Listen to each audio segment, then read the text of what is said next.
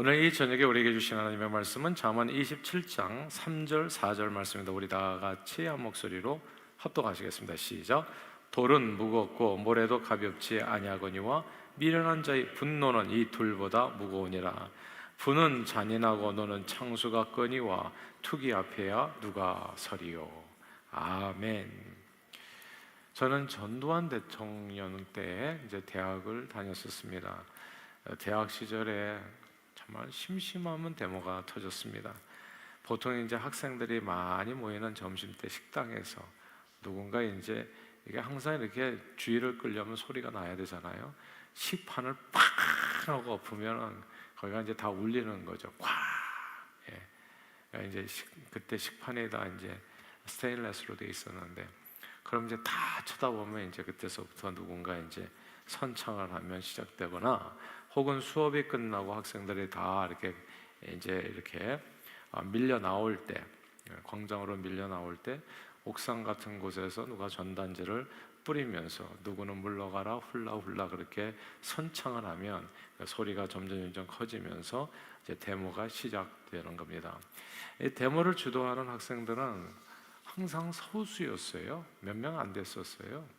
항상 소수였는데 이 소수의 힘이 막강했습니다. 근데 제가 안 거예요. 소수가 힘을 모아서 소리 지르면 다수가 따른다는 거. 다수는 왜 따르는지도 몰라. 근데 아무튼 다 이렇게 분위기라는 게 아주 무섭더라고요. 왜 데모해야 되는지 제 친구들한테 물어보면 대부분 말은 해요. 이것 때문에 데모하고 저것 때문에 말을 하는데 그런 확신을 가지고 데모하는 애들은 사실 없지요. 거기 사실 서클에 들어가가지고 좀 학습을 해야지 이게 이제 의식화된다고 하거든요. 우리는 이제 의식화가 돼야지 그 다음에 어떤 생각을 가지고 이제 데모를 하는 거지. 그 의식화 과정이 사실 간단하지는 않아요. 그래서 계속 MT도 하고 왔다 갔다 하고 또 이렇게 공부도 좀 해야지 이제 그 의식화 과정이 이루어지는 거거든요. 근데 그러니까 나머지는 그냥 공부하고 그런 학생들은 정확히 잘 알지도 못한 상태에서 이제 데모가 시작되면 함께 휩쓸려서 데모 대열에 서게 되는 겁니다. 같은 학과 친구들이 항상 밥 먹고 대화하고 했던 친구들이 이제 이렇게 막 함께 스크럼 짜가지고 데모대에 이제 이렇게 나가는데 거기에서 이제 나 몰라라 하고 뒤로 빠지면 첫째, 나는 다들 의식이 있는 학생들인데 나만 의식이 없는 것처럼 생각돼가지고 자기도 모르게 그래 나도 의식 있는 학생이지 하면서 같이 이제 이렇게 참여하기도 하고, 그리고 뒤로 빠지면 다 앞으로 나가는데 나만 뒤로 빠지면 무슨 배반자 같은 느낌도 들어가지고 자연히 이제 함께 하는데, 이제 사법 경찰들이 혹은 전투 경찰이라고 하죠. 전경이라고 불렀었는데 이제 최루탄을 쏘면서 달려오게 되면 이제 그러면 젊은 몸이었기 때문에 이제 피가 점점 끓어오르는 거예요. 그 분위기 자체가 막 힐업이 되는 겁니다. 그래서 자기도 모르는 사이에 군중 심리에 동지 의식 같은 것들이 발동해서 진짜 그때부터는 피가 끓어오르면서 적극적인 태도로 이제 변하게 되는 거예요. 막 최루탄이 나르고 막 친구가 쓰러지고 그러면 이제 막 이렇게 피가 끓어올라서 자기도 모르게 나 왜 데모하는지도 모르는데 근데 함께 막 달려가게 되는 겁니다. 도서관에서 공부를 하다가도 밖에서 데모 소리가 들으면 구경을 하든지 혹은 동참하든지 도서관에 계속 남아서 그런 소리 하나도 못 들은 것처럼 공부하는 거, 이거 쉬운 일이 아니었습니다. 후에 제가 좀 더 나이가 들어서 이렇게 제 젊은 시절을 돌아보니까 제대로 알지도 못하면서 국가와 민족을 위해서 독재를 타도하겠다고 누군가를 향해서 울분이 가득 차서 그냥 소리 지르는 그 친구들에게 제가 너무 이게 기준도 없이 휘둘렸다는 그런 반성이 있어요, 솔직히. 나는 뭘 알고서 함께 했었나. 생각은 사람마다 정말 다를 수가 있는데 데모대에 끼면은 그럼 의식이 있는 학생이고 안 끼면 없는 거고, 왜 그때는 분위기가 그랬었는지. 사람마다 진짜 다양한 것이 세상인데 이렇게 PR을 구별해서 누군가의 타도를 외치면서 우리 편이 아니면 이쪽이 아니면 저쪽인 거다, 적인 것처럼 서로를 적군과 아군으로 편가르고 대적하는 모습이 나중에 생각해 보니까 이쪽이나 저쪽이나 너무 똑같았다는 생각이 드는 거예요. 그럼 뭐가 정말 우스웠냐면, 되게 우스웠던 거이 대모대를 진압하는 전투 경찰도 우리와 같은 대학생들이었어요. 1학년 때는 나하고 같이 데모했던 애가 2학년 때는 걔는 거기 가서 있더라고. 전투 경찰에. 나하고 1학년 때 같이 데모하고 2학년 때는 걔는 전투 경찰. 예. 이거 마스크 쓰고 곤봉 들고 이런 세상에 모두 같은 동료, 동창, 동기 학생들이 한쪽에서는 돌과 화염병을 던지고 다른 쪽에서는 최루탄을 쏘고 방망이를 휘두르면서 철천지 원수처럼 싸우는 거예요. 참으로 전우위의 시체를 넘어 앞으로 어디로 가는지도 모르고 자기가 그냥 세운 목표를 향해서 누가 훌라훌라 하니까 나는 뛰어나가고 저쪽에서는 막아라 하니까 그냥 최루탄 쏘고 또 맞고. 대단히 웃긴 일이었어요. 생각해보니까 진짜 웃긴 일이에요. 그리고 엄청 슬픈 일이었어요. 이 모든 웃픈 일들이 젊은 시절에 편향된 사상 서적의 영향을 받아. 그래서 저는 그런 사람들 진짜 되게 이렇게 알레르기예요. 지금 되게 거부감 많아요. 그러니까 잃어버린 어떤 세월 같은 거, 그런 느낌이 많아요. 다양한 세상을 살아본 적이 없어요. 이거는 그냥 항상 흙과 백이었어요.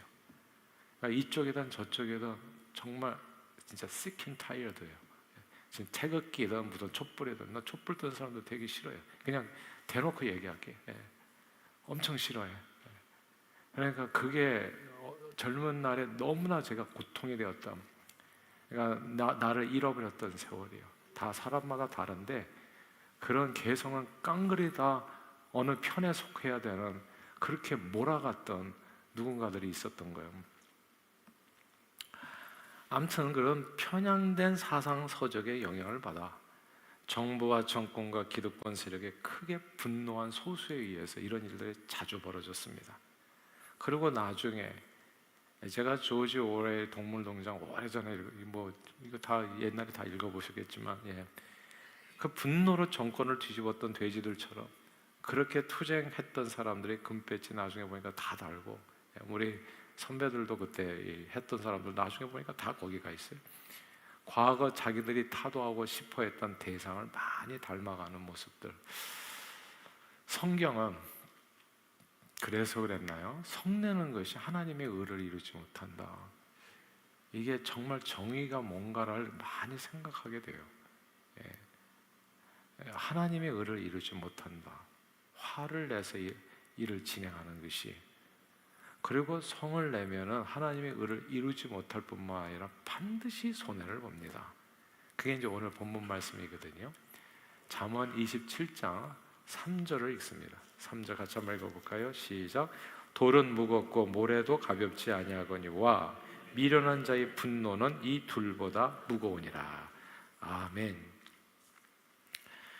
이 구절은 성내는 사람이 가져오는 폐해가 얼마나 큰지를 보여줍니다. 제가 잠깐 여기서 또 멘션하면, 어제 어디 그렇죠. 제가 지난주에 거기 갔잖아요. 시카고를. 근데 누가 저한테 물어보더라고요. 목사님은 공화당이냐고 민주당이냐고.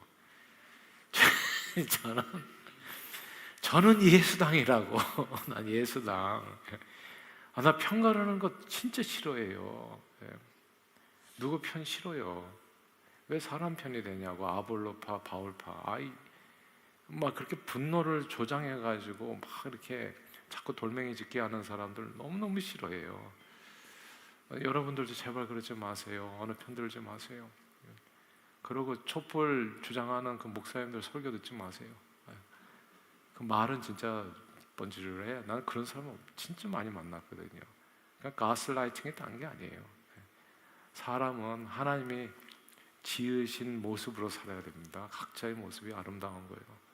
근데 그거 반대하면, 거기 같이 같은 편에 안 서면 무조건 잘못된 건가요? 그러니까 나는 어떻게 어비주당했다는 생각이 많이 들어요. 내가 왜 돌멩이를 들었나 말이지. 내가 왜 내 친구한테 돌멩이를 던져야 되나? 누구 때문에, 뭐 때문에? 알 수가 없어요. 그래서 동적 상장이 일어난 거잖아요. 성내는 사람이 가져오는 폐해가 진짜 커요. 사람의 분노는 큰 돌덩이나 혹은 모래 한 짐보다도 오늘 본문에 더 무겁고 힘든 고통의 인생짐이 된다는 말씀입니다. 화를 내는 사람도 해를 입지만 화를 내는 사람 옆에 있어도 큰 고통을 당하게 돼요. 그래서 성경은 울분을 품은 자, 노를 품은 자와 함께 다니지 말라고 얘기해요. 내가 그때 그런 친구들을 멀리 했었어야 되는데 그냥 맨날 술 마시고 막 국가에 대해서 얘기하고 맨날 울분을 토하는 그 속에서 있다 보니까 나도 그냥 같이 퍼마시고 이게 뭔지 모르겠어요. 내 인생을 다시 돌려달라고 얘기하고 싶어 누구에게든지. 아무튼 오늘 본문은 얘기해요. 화를 내지 않는 것이 좋고 첫째, 둘째는 화내는 사람은 울분을 품은 사람 있잖아요. 그런 사람은 일단 피하는 것이 상책입니다. 근데 그런 사람들은 항상 정의를 얘기해.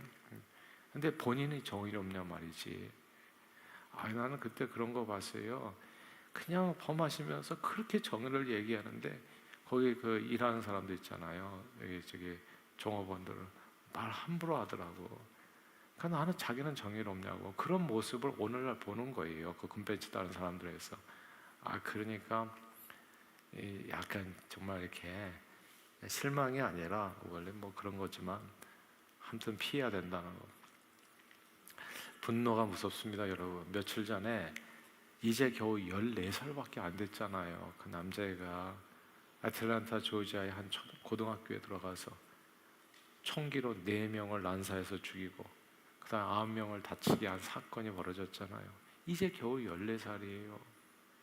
근데 이런 종류의 총기 사고가 끊임없이 미국에서 일어나는 원인 중에 하나가 분노라고 하잖아요. 분노. 그러니까 이유를 알 수 없는 분노야, 그냥. 지난 2022년 라모스라고 하는 18살 청년이 총기를 들고 가가지고 1시간 동안 22명을 죽였어요. 자기 포함해가지고 18명이 부상을 당했는데 초등학교 가가지고. 그 이유가 어처구니 없잖아요. 외할머니와 전화 요금을 두고 말다툼하다가 화가 나가지고 총 들고 와서 사람 죽인 거예요. 이런 분노 조절 장애를 갖고 있는 사람들이 총기 소유가 자유로운 이 미국 땅에서 100명, 200명이 아니라 400만 명이나 된다고 하니까 이게 세상에 참으로 또 조심하지 않을 수가 없어요. 화를 내는 사람은 자기를 상하게 합니다. 그래서 절대 화를 내면 안 돼. 나는 온유하고 겸손하니 내게로 와서 배우라고 주님의 온유함을 배울 수 있는 저와 여러분들이 될 수 있기를 바라요. 진짜 일로 한다고 일소하고 한 번 웃으면 한 번 젊어지고 한 번 화내면 늙어진다고 얘기하잖아요. 이게 늙어지는 정도가 아니에요. 화내면 인생이 파괴되는 거예요. 그냥 몸만 노화되는 것이 아니라 그건 당연한 거고, 그리고 자기 인생 파괴되고, 그리고 주변도 파괴시켜요. 누구도 화내는 사람 옆에 있고 싶지 않아요. 화 잘 내시면 결국 독고사하게 돼요. 아무도 그 옆에 가고 싶지 않아요. 왜냐하면 자꾸 다치니까. 화를 내면 다쳐요. 그 사람 말하면 자꾸 상처받고 다친다고요. 누가 상처받고 다치고 고통하는데 있고 싶겠어요? 총 맞아 죽고 싶은 사람이 어디 있어 이 세상에. 그러니까 피해야 되는 겁니다. 화를 내는 사람은 자기를 상하게 하고 또한 자기 주변에 있는 사람들에게 엄청난 해악을 끼치게 됩니다. 그 얘기에 오늘 본문이에요. 늘 화내는 부모는 아이들에게 정서적으로 또 육체적으로 큰 상해를 입히게 돼요. 자주 화내는 사람은 주변을 늘 불안하게 하고 다른 이의 삶을 파괴시킬 수 있습니다. 특히 분노 조절 장애로 인해서 아무 일도 아닌 일에 갑자기 막 과격하게 화내는 사람들이 있어요. 대단히 위험한 사람들이에요. 너무너무 감사해요. 우리 교회도 좀 있었는데 이제 다 나간 것 같아. 내가 보니까 지금은 다 하나님의 사람들만 남은 것 같다는 생각도 드는데, 아무튼 이 분노 장애, 조절 장애가 있는 사람들은 진짜 위험해요. 그런 사람 만나면 가슴을 뜁니다. 오래 못 살아요. 진짜 스트레스 엄청 받아요. 그냥 말 함부로 하고 갑자기 과격하게 막 튀어나오는 사람들이 있어요.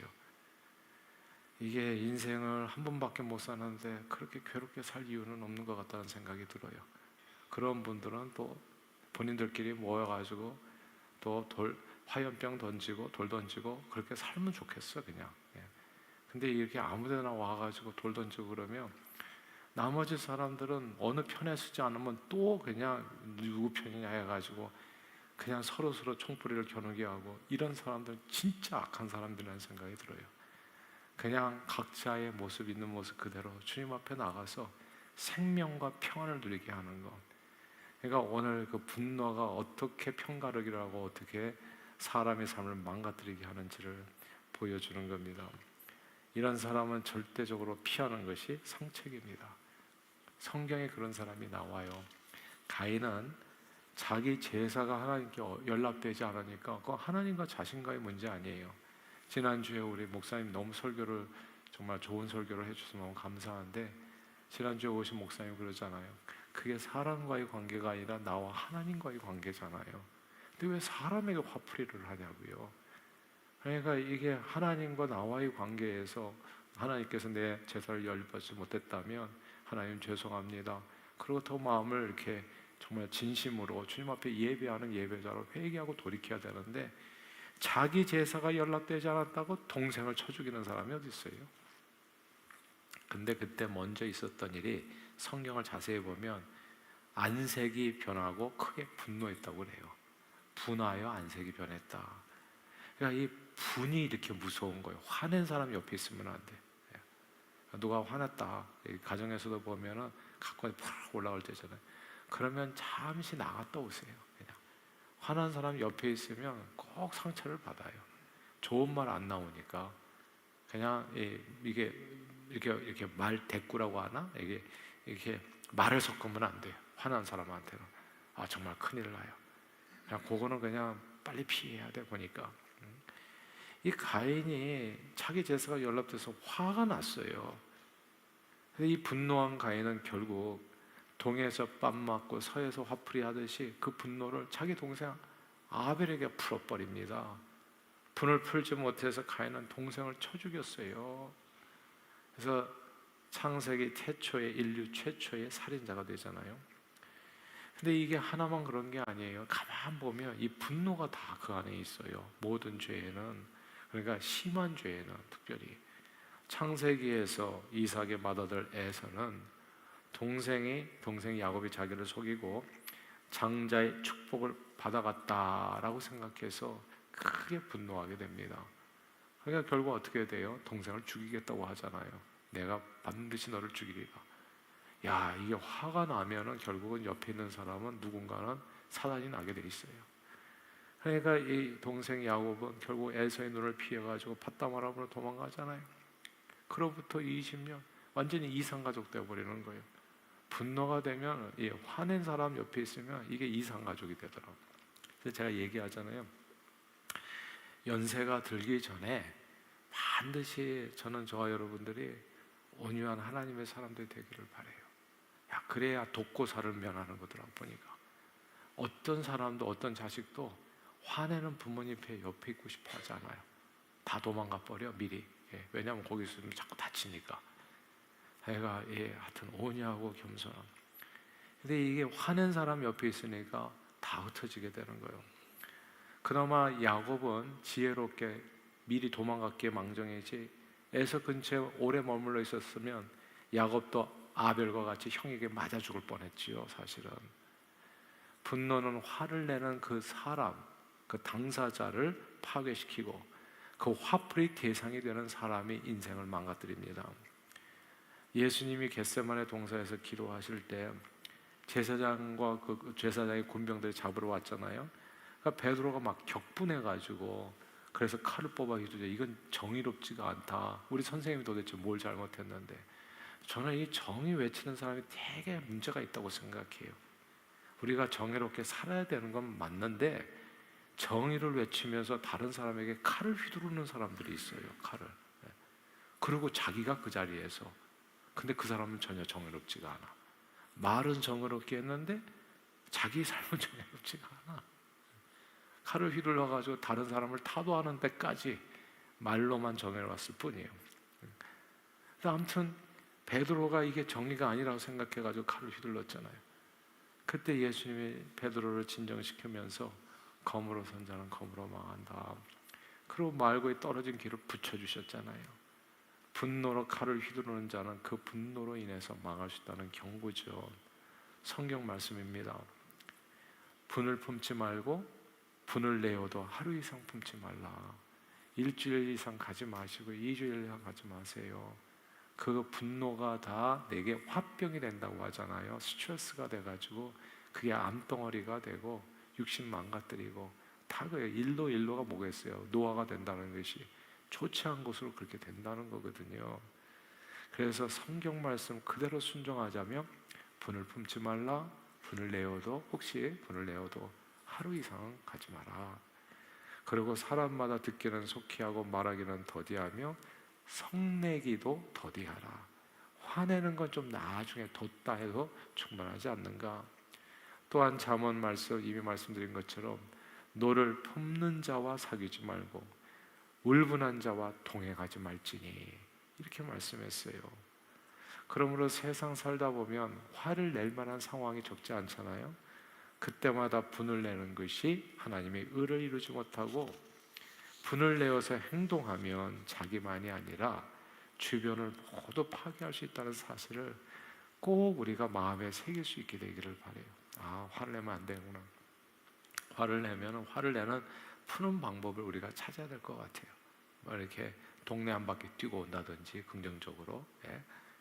뭐 이렇게 또 이렇게 좋은 친구들 이렇게 내게 용기를 주는 친구들 만나서 한다든지, 아니면 하나님 앞에 나와서 찬양을 힘있게 부른다든지, 아니면 기도를 갖다가 밤새서 한다든지, 뭐 그래서 긍정적으로 분을 사람에게 풀지 아니하고 하나님과의 관계 속에서 이 분노를 잠재울 수 있는 그 지혜로운 방법들이 성경에 많이 나오잖아요. 그래서 아무튼 분을 내어서 행동하면 자기만이 아니라 자기 주변 사람들까지도 다 파괴시킨다는 것을 마음에 새겨서, 제가 예전에 그랬었던 것 같아요. 이렇게 하다 보면 스트레스도 받고 그래서 얼굴 표정이 안 좋아지는데, 지금은 뭐 집에 갖고 와서 그렇지만 예전에는 좀 할 때는 집에 가면서 차를 타고 가면서 기도를 하면서 가요. 예. 내가 혹시 하루 동안에 이게 화나는 일 때문에 집에 가서 우리 아내에게 우리 자식들에게 화풀이 하지 않게 해주세요. 이렇게 기도하면서 가요. 내가 얼마든지 그럴 수 있어요. 동해에서 뺨 맞고 진짜 서해에서 화풀이해요. 그리고 강한 사람 앞에서는 터져 나오지 못하고 꼭 약한 사람 앞에서 터져 나오는. 그러니까 제일 만만한 사람이 아내잖아요. 탁 들어가자마자 왜 이렇게 아직도 밥을 안 해놨어? 막 이러면서부터 시작하는. 배고픈데 그냥 엉뚱한 데서 그냥 터뜨리는 거거든. 집에 가면서 기도를 하면서 하나님 화내지 않게 해주세요. 이게 화를 내면 내가 망하고 다른 사람을, 나하고 함께 사는 아무 죄 없는 사람을 고통스럽게 할 수 있으니까. 이게 특별히 목회자가 이거 참 잘해야 되더라고. 이걸 잘못하면 여러분들은 무슨 죄가 있어요? 자칫하면 화풀이 되는 애들 될 수도 있죠. 이건 진짜 악한 거거든. 그렇게 하면 안 되거든. 그래서 항상 저를 위해서도 기도해 주세요. 평안하게 온유한 목회자가 되게 해주세요. 화내지 않게 해주세요. 화내면 안 돼요. 다른 사람을 힘들게 해요. 늘 십자가에 달린 온유하신 예수님을 생각해서 분을 참고 잘 이기셔서 자기 생명과 타인의 생명을 구원하는데 존귀하게 쓰임받는 저와 여러분들이 다 되시기를 주님의 이름으로 축복합니다. 자, 화내지 말라. 그것이 지혜라고 말씀했어요.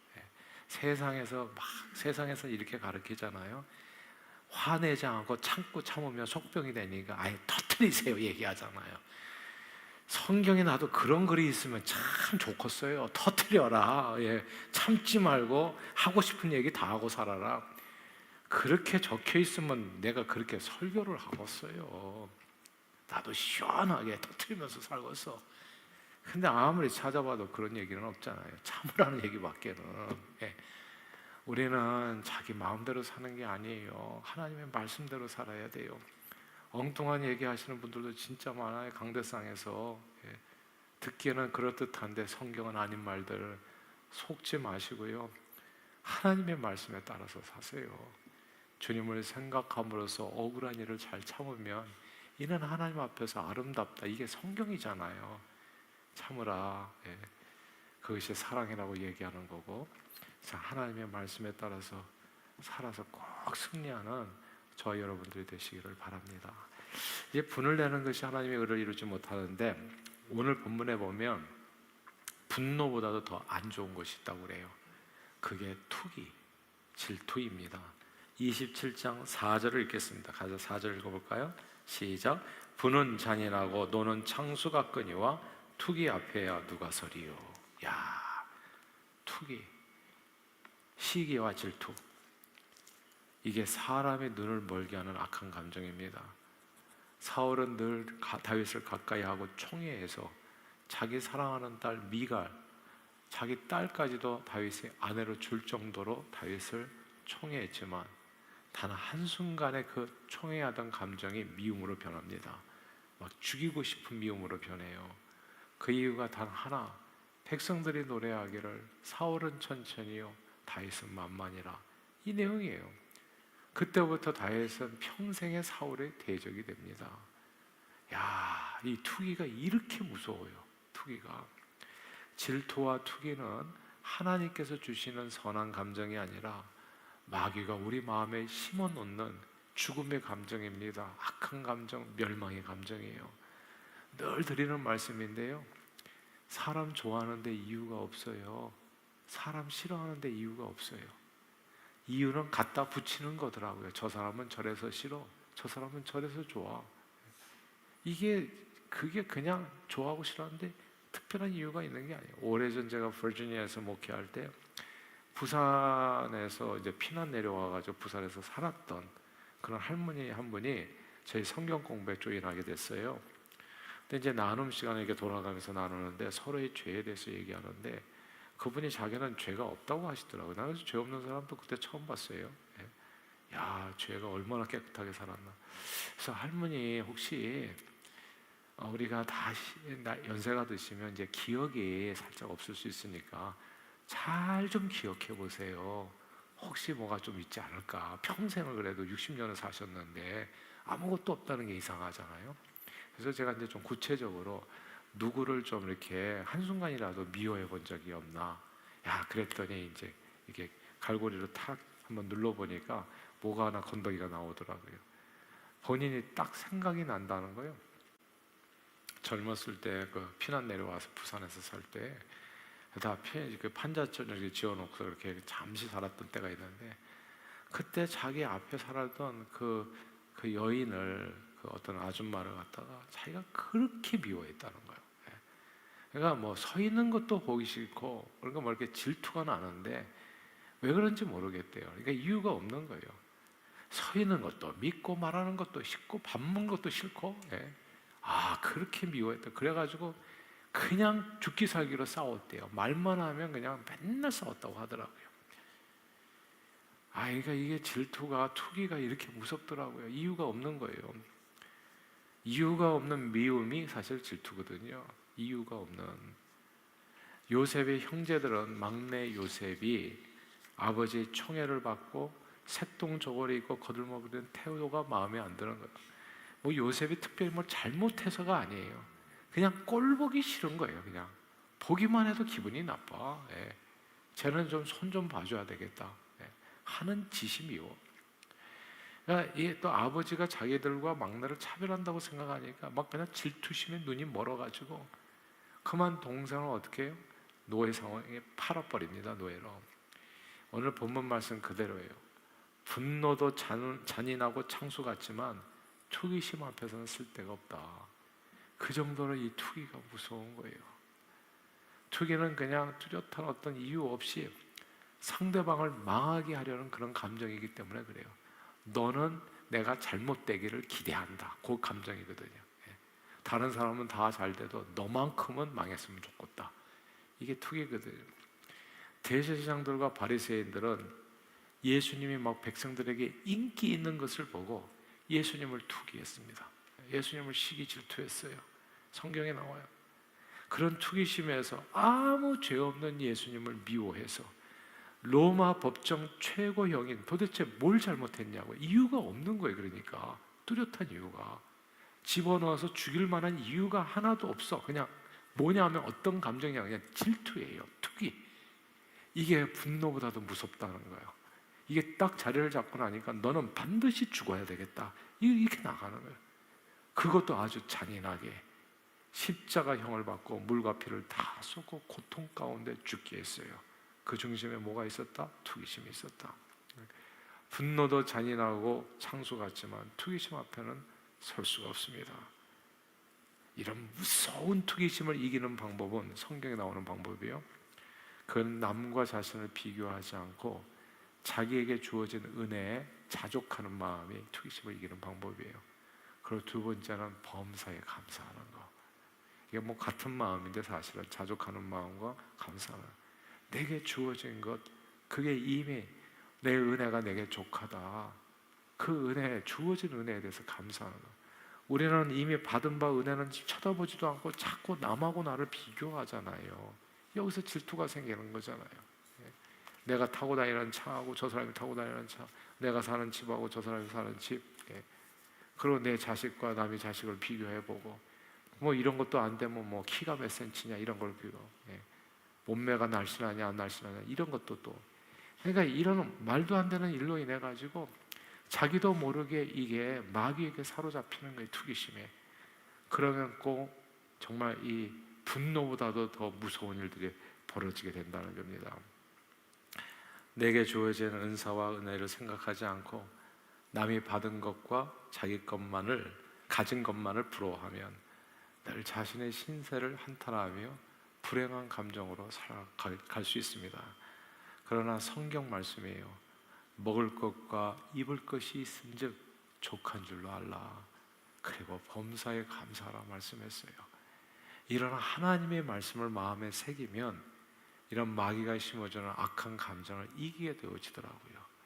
저는 저와 여러분들이 그렇게 살기를 바라요.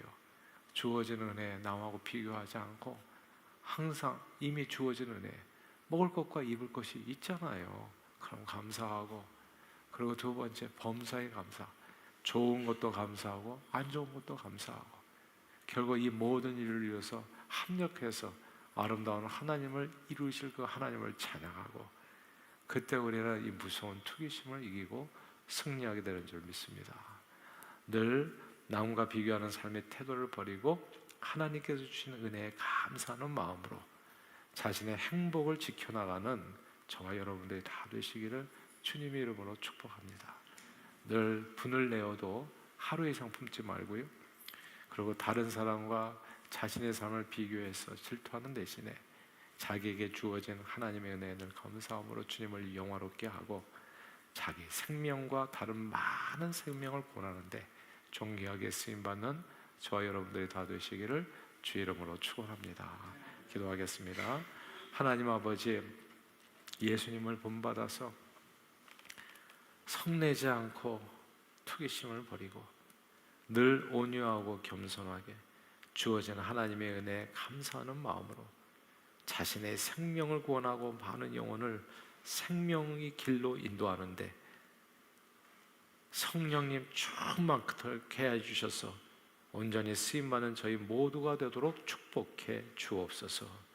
예수 그리스도 이름으로 간절히 기도하옵나이다. 아멘.